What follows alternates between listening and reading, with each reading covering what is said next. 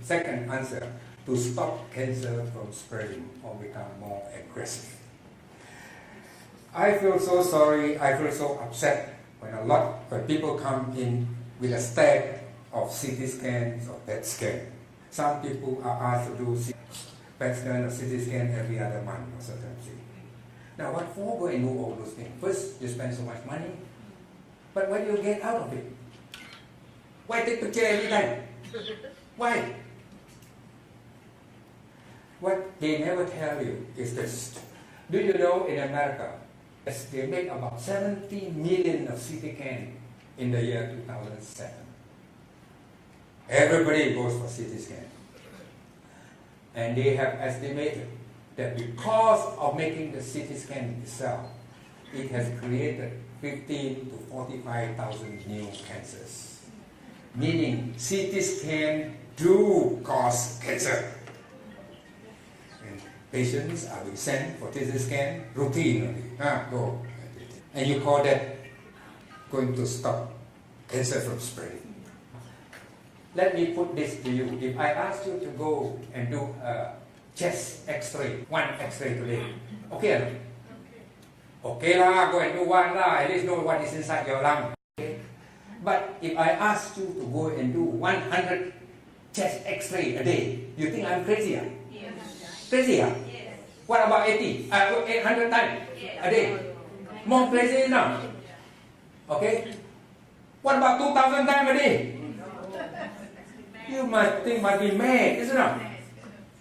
But what you people don't know is this. Every time they ask you to CT scan, do you know or not the radiation that is caused by the CT scan is equivalent to 100 to 800 times of chest x-ray? Do you know that? Hey, I don't say this, Go and read this book, The World Without Cancer.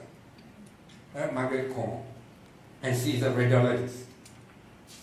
Okay. And now, PET scan is very fashionable. Everybody do PET scan.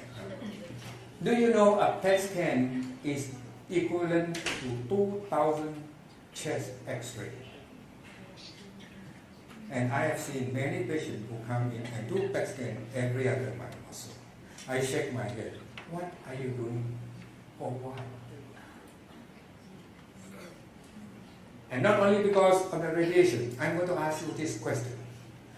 You do a CT scan and a PET scan. Once, okay, at least to see what is inside.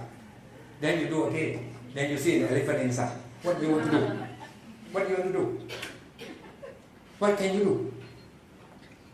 If you don't want to do chemo, you don't want to cut, you don't want to do anything, no need to do lah. Do for what? Got logic, right? You only do something if it can help you. If it doesn't help you, don't do it. But of course, as far as hospital is concerned, they want you to do as much as possible. Somebody has to pay for the machine. Biopsy. Every time you see something, do biopsy. Yes, I agree, you can do biopsy. If you want to go ahead and do all the medical treatment, then go ahead and do the biopsy because that is the standard procedure. But if you don't want to do all these things, there is no reason why you should do a biopsy. Now why? Ask a doctor, hey, biopsy spread cancer or not? He will get angry with you. You crazy fellow. This is irrelevant. Okay? Nonsensical question. But if you really read medical literature, you will know that the answer is yes. Biopsy spreads cancer. The Indonesians are classical artists. They will come, they use biopsy, they do everything, blah, blah, blah, CT scan, PET scan, everything. Finish all the money. When they say they have cancer, after the treatment, they go home. Tak buat apa-apa. So why would you do all those things? They say you must do treatment to stop cancer from spreading. Now, this is a researchers from University of California in LA. Say this, radiation kills half of the treated tumors. Remember this, when you put a bomb in there, it will not kill everything. Some are left behind. And those left behind, the surviving cells, are resistant to treatment. And they have found out that those that are not killed by the radiation has the potential 30 more times to become new cures. So radiation do actually cause more new cancers.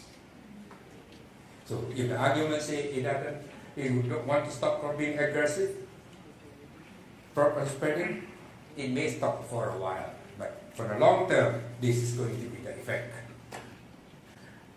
Chemo, do chemo because stop from spreading. Fred Hutchinson Cancer Research Center in Seattle, very famous cancer center. What did he say? Tumors often respond very well initially to chemotherapy. So it shrinks for a while. It may disappear for a while. But then it will be followed by rapid regrowth. And then after that, they are resistant to chemotherapy. This is the worst that you can ever do. Is that you wall up people, they are not dead yet, they have become stronger, they come and wipe you back. That's a real thing. So they come to the conclusion that chemotherapy is more of a cancer-causing protocol than a cancer treatment protocol. Now, don't get angry with me. I'm saying all this thing. I quoted it from somewhere else. Otherwise, they cut my head. I understand that. All right? But I'm telling you right off because this is what I learned. This is what I read.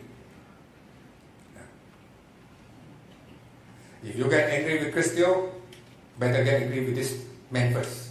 He's a professor in Michigan University. Avastin is a drug that's been developed to try to choke off the blood supply of tumors. It's been used to treat breast cancer, and initially it looked like the results were promising. The women had a delay in the time the tumor progressed. However, it was found that the women didn't live any longer. And what we discovered was that Avastin and similar drugs like sunitinib actually increase the tumor cancer stem cells. This is a component of tumors, which are the seeds of the tumor, and actually fuel the tumor and make it aggressive, grow, and metastasize. That's what they found out. And Avastin, how many of you got chemotherapy? You know what Avastin is? Very expensive, but it does nothing. And worst thing is, it makes the cancer more aggressive. That is what the professor said, okay? This is another sad one.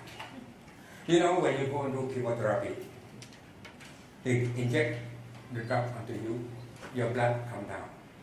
Say, don't worry, we'll give you a blood booster injection so that it push your blood up. Of course, you pay for it, it's not free, huh? 1,006 the injection also to make your blood go up. Do you know that these drugs were not used to cure your disease or make patients feel better? They are used to make money for the doctors and the drug companies at the expense of the patient. Who say this? Dr. Ortiz. He is an oncologist of the American Cancer Society. That's what he said. And they have found out that this ESA or the blood boosters actually stimulate tumors to grow. Yes, they make your blood go up, but at the same time they make the tumor more aggressive. Increase the risk of blood clot in the vein. And it causes too high hemoglobin, risk of heart failure. Only last month, a lady had this injection and her platelet was low. She got a blood clot in her leg.